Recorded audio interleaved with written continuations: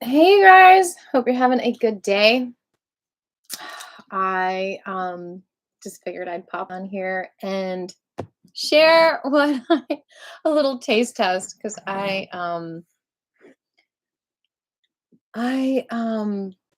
went to the store and I couldn't figure out which tortillas to get. So I figured some of you all might have the same issue. So I wanted to figure that out, and then I wanted to read a little inspiring thing for you as well.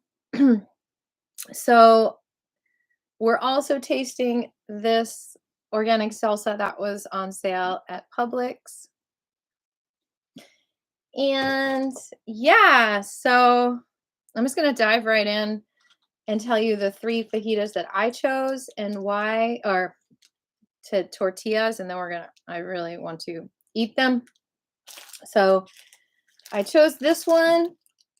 It's like a small one because I figured, okay, just like a small serving would be nice. And there's no soy in it, and it has olive oil. Um, and it doesn't really have like bad stuff in it. You could check the ingredients also. But yeah. Oh, and at Publix there was like some tortillas sorry, the lighting's like really harsh. By the by like the hummus and stuff. And then it was also in the like Mexican aisle, international food aisle. I was really looking for like a huge tortilla because I thought it'd be fun to make like a really big burrito like at Chipotle, but they didn't have that. So I chose these because I just thought it would be yummy, like traditional looking, and also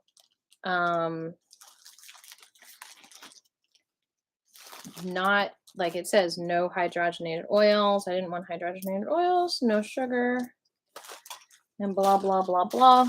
And so then of course I had to try an organic one, but taste is important. So I had a feeling this one might not taste as good, but it probably might taste the best. Who knows? And it's organic sprouted wheat. And we're going to try that one first. It's ready to go. It's losing its warmth. So I know like they can be heated in the skillet and maybe it tastes better that way.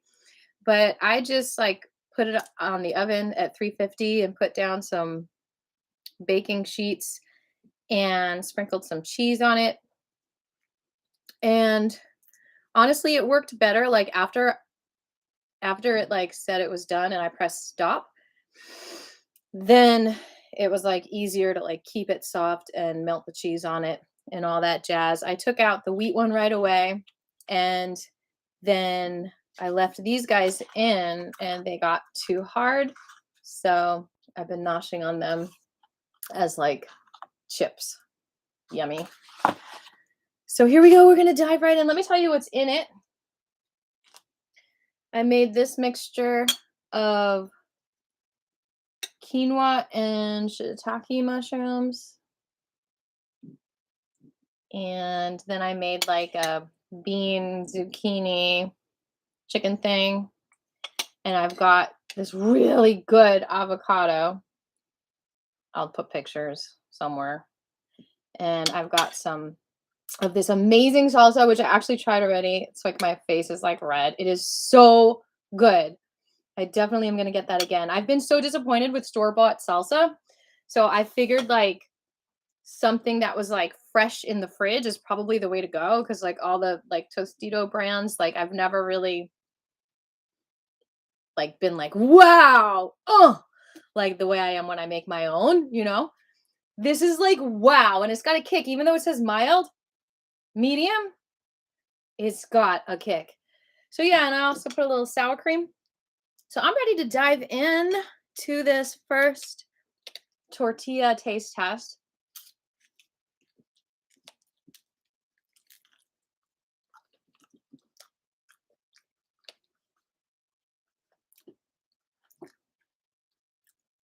It's okay.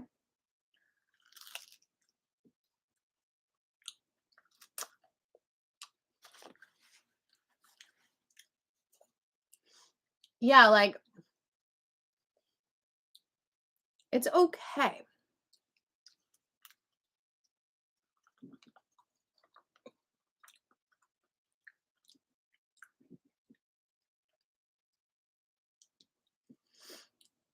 I'm gonna do one more bite and get into those fillings.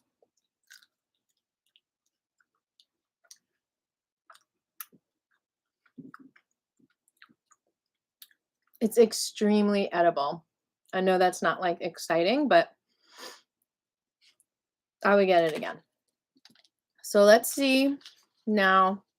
This is like the more mainstream one, but again, it has olive oil instead of like soy oil. Oh, okay. Let's see what it tastes like. Y'all, this is like important information. Literally, I'm recording it for you guys, but like, I want to remember what I liked so I don't spend 40 minutes finding a tortilla that I think would be good next time I go to Publix. Do you guys like Publix? Okay, I gotta like breathe. Okay, here we go. Diving in. Mm-hmm.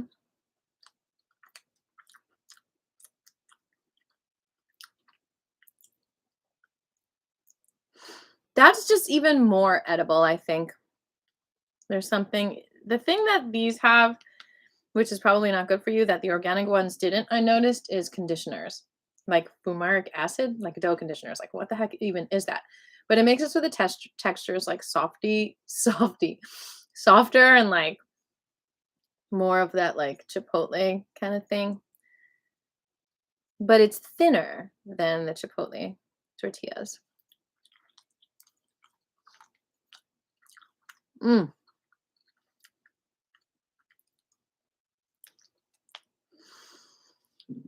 That is good. Okay, so now, and then we'll get into the reading and I'll eat while I read. Hey, kitty cat, you gonna say hi to everyone? She's so cute. I can't stand it. I'm gonna show you what it looks like before I roll it up. If you can even see in the light. Oh, isn't it pretty? As you can see, I am not the best tortilla roller. I can take any tips if you want to give me them in the comments. So let's see. I fold the bottom, right? And then I just fold it over and I roll it. We've got our little baby tortilla. Fajita, really. I know it's probably better if I like fried the tortillas in oil, but whatever. We're going to taste it like this. Last try. Now I know I'm probably definitely going to get the bigger ones because they're so fun, but I want to try a little baby one too.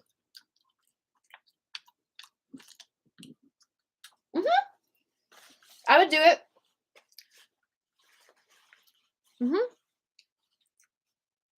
But it's my least favorite out of all of them. I don't know why. There's something in it that has a slightly bitter taste. Do you know the bitter taste of like processed breads and processed flour that I'm talking about? Does that ring a bell to anyone? So, yeah, let me taste this one again to see. Mm. Mm-hmm. And this, does this have the bitter taste? Mmm.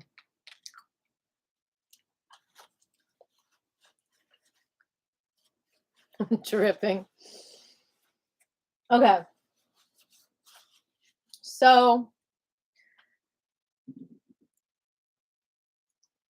there was a smell that some of them had on the international food aisle that was so gross to me. Like I was like, it was like exuding this smell that was just uncomfortable to me. Like I don't know if it was like an artificial smell or what, but I didn't get any of them that had that intense smell. All right. So thank you for bearing with me.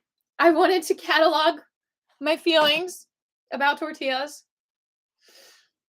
because it always seems to have been an issue for me. Like I never know what to get, and then I get it, and I'm like, wait, I don't like this. For years, I've gotten the Ezekiel sprouted ones, but the texture is like a little bit hard, and it just takes it. It's so flavorful that it's hard to pair with things. You know, it's like I kind of want tortillas to be bland so that everything on the inside is really accentuated. Does that make sense? Y'all are being quiet. I thought it'd be fun to read this book together today. I don't know if I read this at all on my channel yet in the live readings, but tonight's the night. I'm just going to read a few pages and then I'm going to go eat this food and not chew in your face. All right, so we're going to go all the way to the end to 172. Shortcut number 1, make happiness the priority. Happiness first. Happiness now. Can I read it like that? Yeah, I can see it like that. Just bringing happiness and love to the center of the stage will make a profound difference. Although the validity of this statement might appear obvious, rarely do we put happiness first in our lives. An elementary school teacher shared with us a revealing survey she had conducted among her 3rd grade pupils. She had asked them to itemize a list of wants. In response, a vast variety of preferences surfaced. The pupils put trips to the amusement park, the latest Lego set, space travel, dolls that talked, a new bicycle, longer gym periods, no more homework, and a fanciful array of video games on their lists. Nowhere on their papers did the children include the want to be happy or more loving. Certainly, our schools and universities do not include the pursuit of happiness in their curriculum. No Happiness 101 offered along with Algebra 101. If we look at course offerings as a reflection of our culture's concerns and values, we must conclude that being happy has not achieved even minimal recognition. And what kind of role models have our parents been for us, or we for our children? Was being happy and loving ever said to be as significant as, or perhaps more significant than, being neat, getting good grades, or abiding by the rules, now making money? Fascinated by the results of the elementary school class study, we conducted further surveys, including one with high school students. Now, if you're just popping on, I am reading Happiness is a Choice by Barry Neil Kaufman. And he is a best-selling author.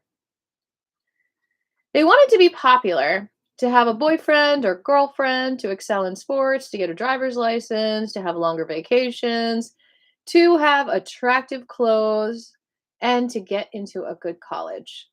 One student said she wanted an exciting life. Another indicated he wanted to time travel. A similar questionnaire distributed to college students revealed desires to have a car, any car, as long as it had wheels, to have sex or more sex, to get good grades, to have less coursework, and more friends. Again, no stated desire to be happy, to be loved or loving never appeared anywhere. A group in their middle 20s indicated new wants at the top of their lists. A meaningful relationship, a better job, more money, and a comfortable apartment headed their concerns. Further down their list, we did note a different classification of preferences: an easier life, fewer hassles, and more challenges. Okay, so yeah, like duh, it's like when you're in your 20s, let's say you're paying your own rent, life is definitely a little more challenging, right? When you're a kid, it's like easy breezy in some ways. Those in their 40s focused on still other concerns and issues. They wanted better relationships with their spouses, more respectful children, increased job opportunities, as well as more financial security, less stress, and more personal time. The wants presented by people in their 60s revealed new priorities: health, security, respect from others, and a meaningful role in their community. Sporadically, words like peace, comfort, and even happiness appeared. When we asked some of the list makers why they wanted achieving, why they wanted a new bicycle or a driver's license or a better job or more respect from their children or improved health, they indicated always that those events or items would make them happy.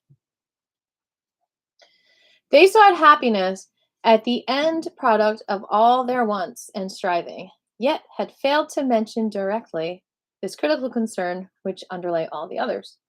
If we work so hard to make money, to have a relationship, and to beautify our bodies because we believe any one of those accomplishments or others we might itemize would bring us happiness, we are clearly pointing to the ultimate feeling or experience we seek.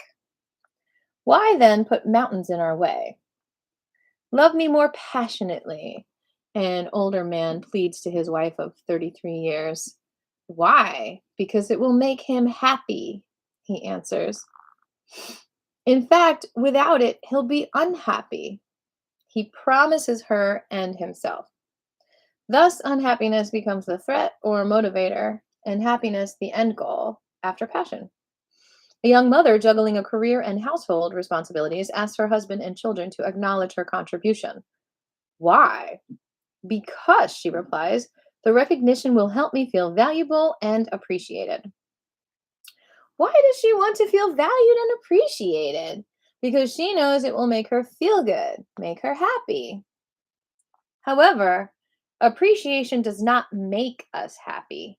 We give ourselves doses of good feelings in response to gratitude. Ironically, in contrast, some of us give ourselves doses of discomfort or even want to hide when others express gratitude directly to us. We design the game and the responses, which vary from person to person, then live it as if we are innocently bystanders. No indictments here, just an opportunity. We have been systematically educated to buy a complex system of beliefs.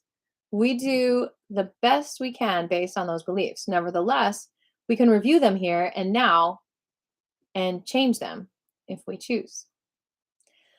A business executive ignores workaholic stress and demands increased production output from himself and other employees to improve the bottom line. Why does he want greater profits since his company is already profitable? He believes such an accomplishment would bolster his financial security and investment equity. When asked why he wanted a larger nest egg, he stated that he could then finally relax and feel comfortable, happy about any future contingency. Relaxation and comfort, aspects of happiness, had been the ultimate goal, which he either withheld or made conditional upon reaching his personal bottom line. Any comments so far? I'm going to take another bite of one of these guys and definitely add some more salsa because the salsa is making me so happy.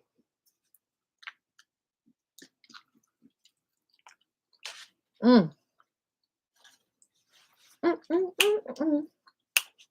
Ba-dum. Mm, mm, mm. Now,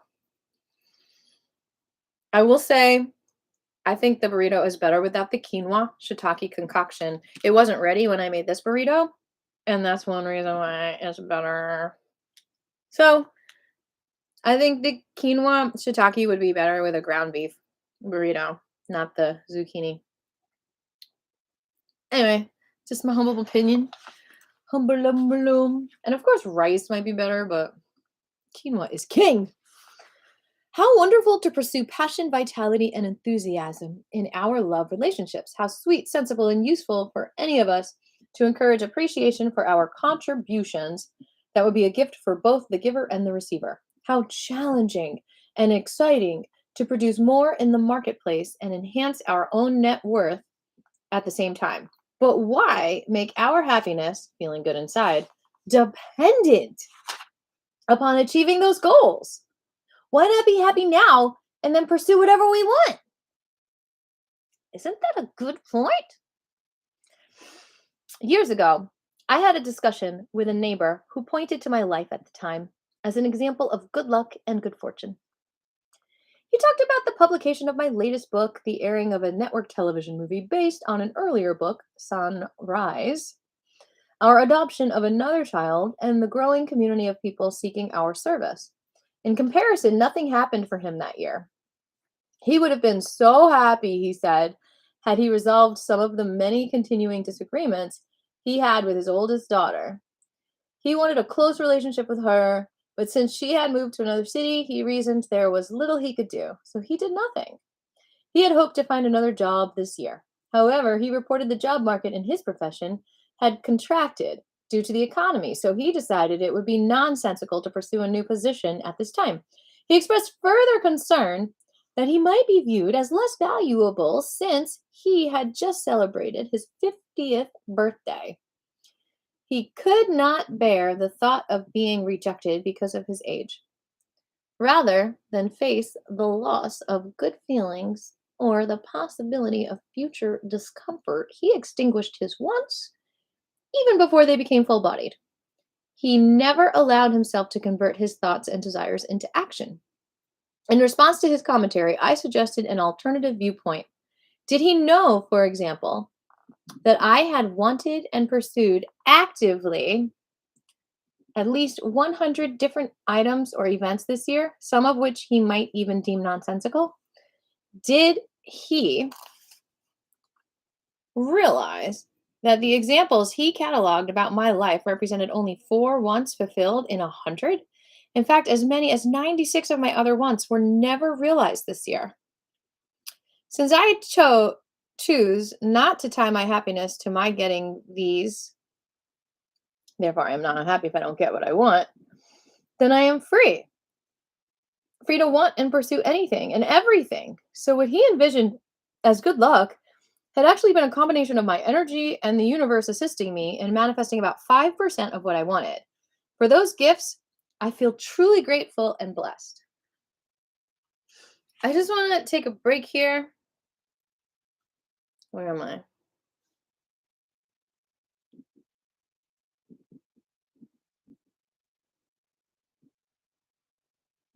Yeah, there we are. Okay. Let me see how many more pages to this chapter. Just 5 or 6. Let's take a little breather. I think that this is definitely a symbiotic reading with the Qigong class that we do here on this channel on Mondays and Wednesdays. Mondays at 11:30, Wednesdays at 1:30. Because in Qigong class, we do choose happiness. Like literally doing Qigong fills the body with joy and happiness. So it's just a beautiful practice that you can do every day to feel your joy no matter what you've accomplished in your life. Literally. You can do Qigong and not have anything else because Qi is always there. Yep.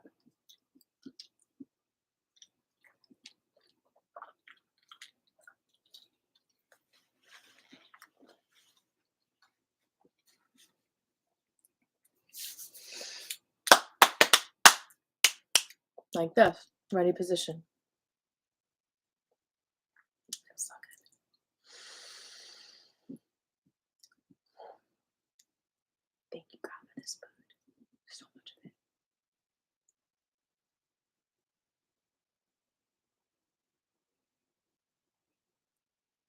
Feel the Qi.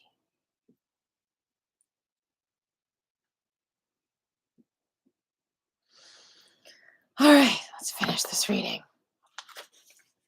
I'll keep giving you Qi while I'm reading this. Often we transform what we want into a need to get in order to be happy. We need the love, the recognition, and the praise in order to feel good. As a result, our pursuits become distracted and burdened by fear of failure. If we don't get it, we will judge ourselves and be unhappy. Suppose we break the connection. Suppose we decide to prioritize happiness now and do all we can to be happy now, then pursue our goals. Hi, Board 24. Rather than experience any loss in personal power, we would find ourselves more energetic, creative, and daring in striving for what we wanted since our happiness would no longer be at stake.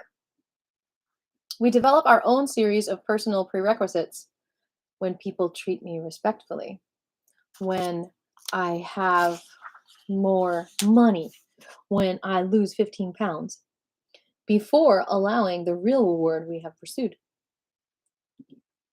We hang happiness in front of us like the carrot before the donkey. Why couldn't we acknowledge the feelings we want to experience or reclaim and put it within our grasp at the very top of our want list? By thinking happiness first, happiness now, we would be merely adjusting our priorities to more accurately reflect our primary pursuit. One of my staff members once became very impatient with her assistant and talked angrily to her in order to motivate her to change.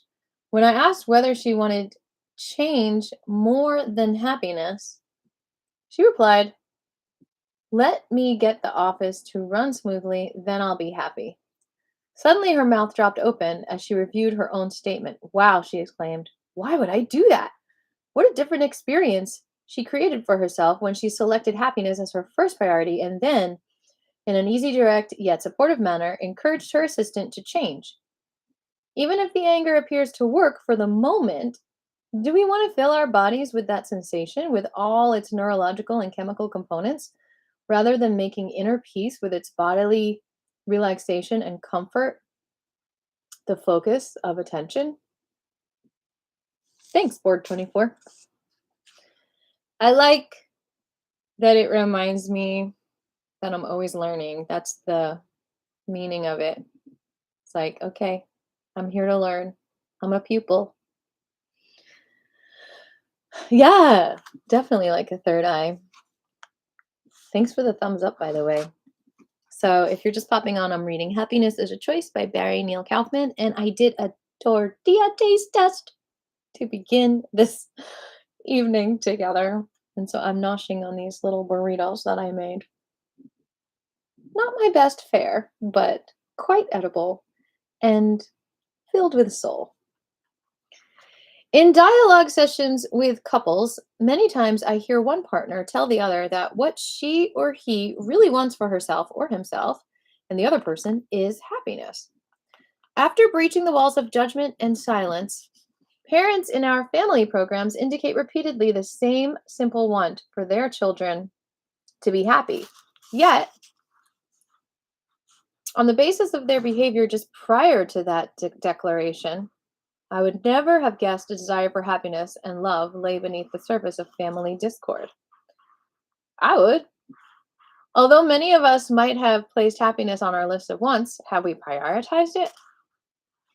This is kind of esoteric, but anyway.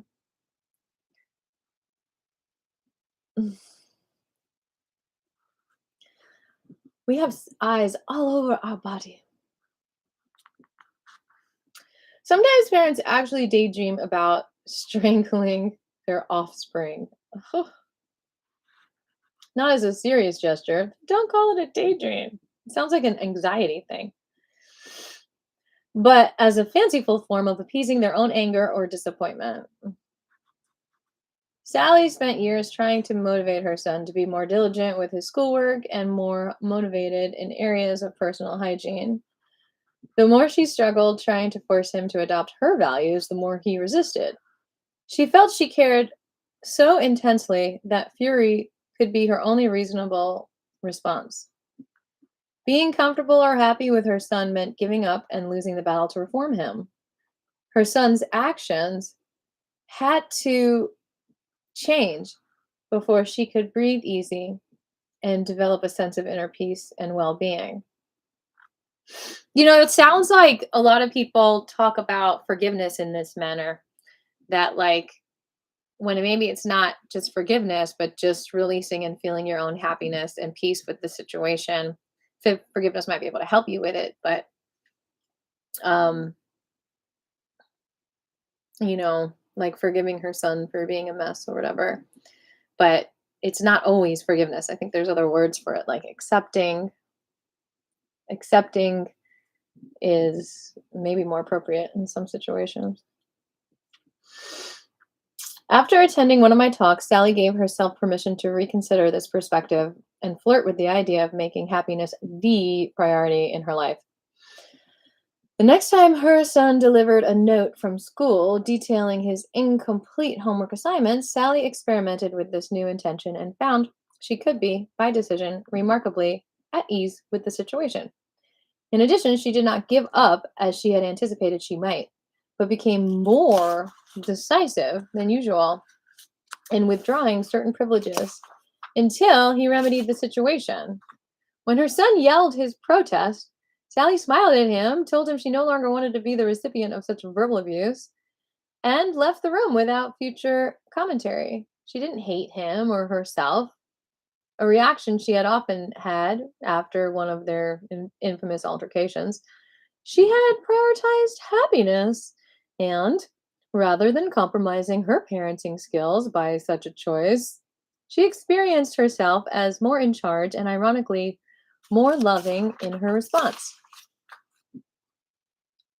Sally wrote me several letters detailing her many decisions to choose comfort and relinquish discomfort as the only reasonable reaction to her youngster's behaviors. My son no longer has control over my unhappiness, and happiness buttons. Only I do. Sally described how the simple idea of choosing happiness now had become the facilitating mechanism underlying her growing declaration of emotional independence. Declaration of emotional independence. I think what's also happening here is like not being afraid, like choosing to not be afraid of her son's the consequences of her son's choices. Like it's not her problem anymore. Like she's not scared of it because fear also affects your happiness. A colleague shared with me a story about how making happiness a priority had profound impact for him while engaged in a lengthy argument with his wife. He had spent at least 30 minutes locked in a heated debate about how to spend family time during an upcoming weekend. I agree. Like, if I'm on the phone with someone and there's a fight and it's like not happy, like, I'll be like, hey, I'm gonna go. Like, I'm not trying to fight about anything because I want to feel happy in this moment. And I think that, people who do psychedelic shrooms and cannabis for medicine, I think that that is actually a good vehicle to find happiness in the moment too. He had wanted to refurbish an old table saw and then begin building a sun deck behind his home. His wife thought both of them should devote the day to shopping for window curtains before the sun bleached their newly installed dark blue carpets. In the midst of the battle, he realized that winning had become the sole focus of his attention. Then he recalled the notion of making happiness the priority. He resisted altering his position at first, feeling awesomely invested in the outcome of this quarrel, but finally his inner dialogue dominated and he switched his driving force from focusing on getting his way to putting energy into trying to be accepting and loving most of all. He reminded himself silently, I want to be happy. He stopped speaking mid sentence, took a very deep breath, and then declared, there is nothing you can say to me that would diminish my love and good feelings for you. Whatever happens, I want us to be happy. A few moments of awkward silence ensued. Just a minute, Buster. I know exactly what you're doing, his wife snapped. I wasn't born yesterday. You're just trying to manipulate me, so I will go along with you. Not a chance. Although I still don't want to go shopping, more important to me is to be in touch with being happy and loving with you. He leaned across the table to kiss her, but she moved away swiftly. Again, deep inside, he reaffirmed his commitment to be happy and loving above all else. His wife protested this new development for at least 10 minutes. But then, in the fact of his consistently sweeter participation, she threw up her arms and laughed at his antics. They resolved. What? How am I at the end of the chapter already? Oh, I skipped a page. They resolved their differences by deciding to spend half a day puttering at home and the other half shopping. But most significantly, this man reported how comfortable and relaxed he felt immediately following his decision to change his intention during the interaction. I feel like I'm learning this with Kitty Cat, like when she meow meow meow meow meow meow meows at me, like instead of like feeling that frustration of like, oh my god, she's being demanding.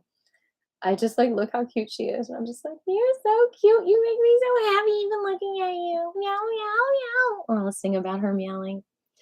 A lawyer who attended one of our programs told us that prioritizing happiness precipitated a turning point in her legal practice. Take a break for a minute. Any comments, questions? I'm gonna take a bite of this little burrito that's falling apart, but with the most perfect avocado that just fell out of it. I could put it back in with a spoon. Oh god, I dropped one of my black beans. Lordy, that does not make me happy. But putting more salsa on this makes me happy. You guys happy out there? Mmm. Mmm. Mmm. Mm, mm, mm, mm, mm. This food tastes better because I'm sharing it with you. Hypothetically. Sharing the moment. Hey, if you're close to Decatur, Georgia, hit me up. I got plenty. Where am I? There I am. The lawyer. After days of reviewing depositions with her clients, she led them into court, where they would litigate an action for non-payment of bills. How? By claiming the straw man owes it. Everyone in her party seemed nervous. Suddenly, she surprised herself by blurting, "Let's remember that we want to present a strong case, but even more important, we want to give ourselves a happy experience." Her clients gaped at her for a few speechless seconds, then followed her followed her through the doors. Later, one of the men she represented told her that her comment had had an unexpected impact on him. Immediately after she made her statement, he relaxed his shoulders and eased his fist-like grip on his attaché case.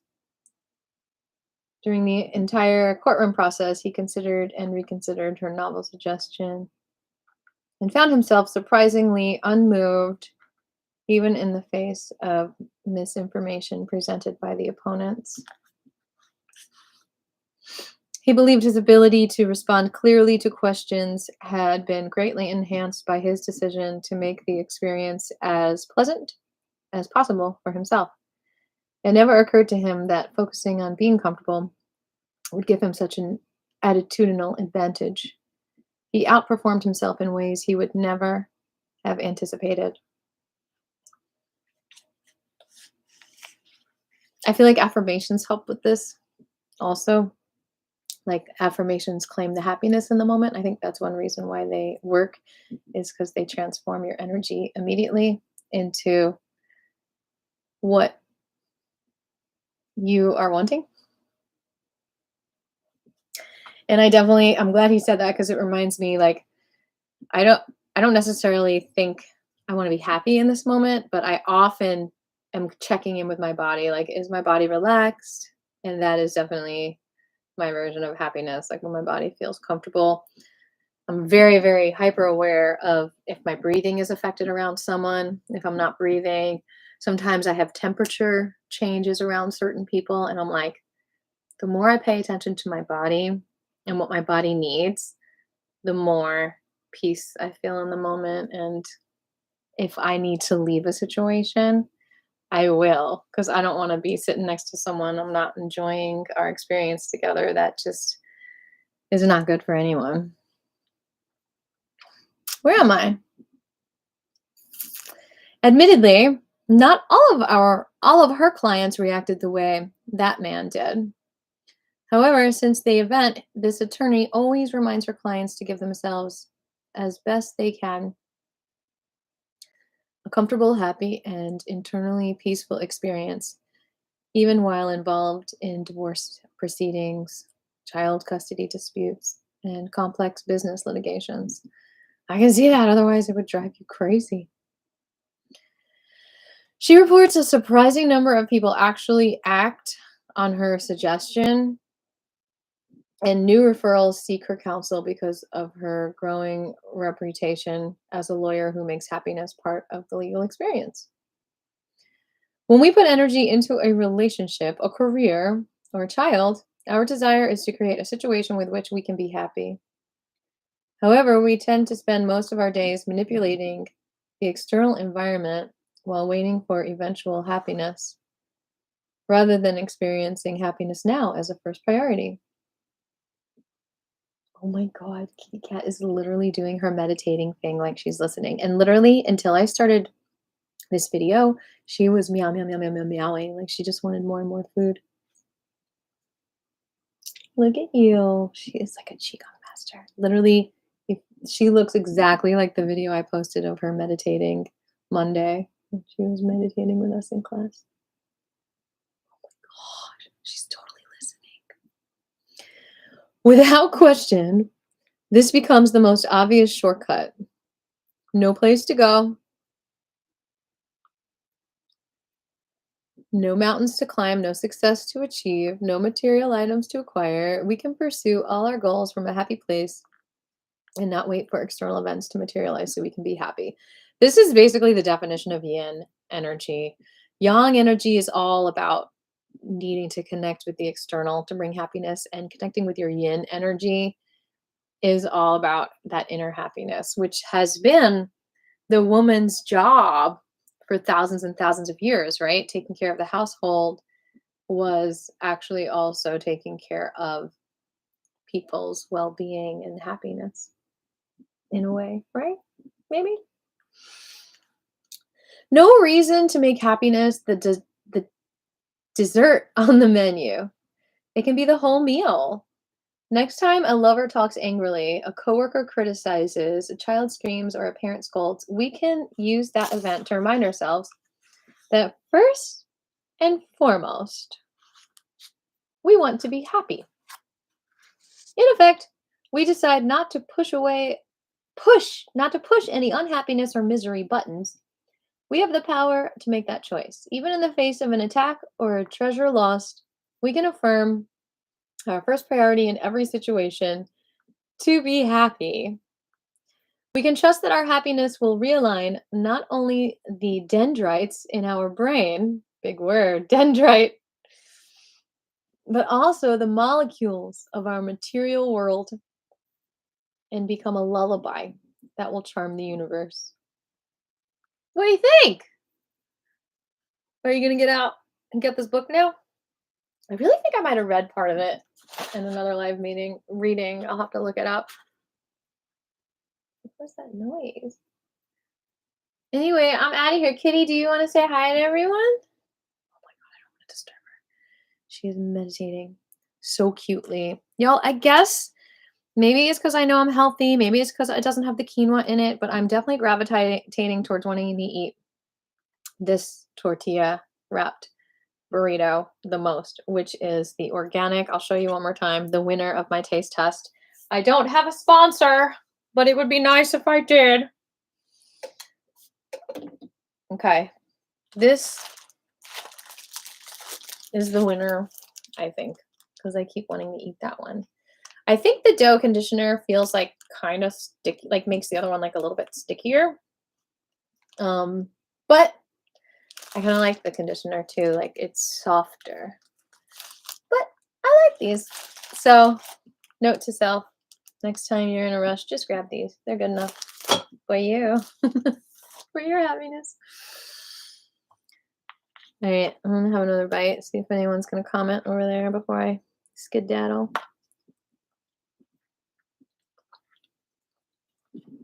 I need another napkin, hold on. Beautiful kitty cat. You want to say hi to everyone?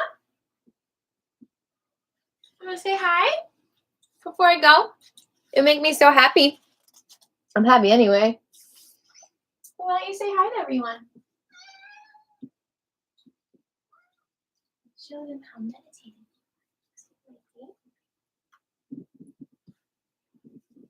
Tiger Lily says, there's all kinds of food on this table. I'm checking it out. I don't know if I'm able to eat it all. You know, avocados are not good for kitties. I saw that. She's like, fine. Peace. No avocados for me then. I'm out. All right, beautiful people. See you Monday, 11:30 a.m. You know I'm going to be late if I'm in my normal state. Yeah, I've got some cool things coming up, so stay tuned and check in with that inner smile. See you next time.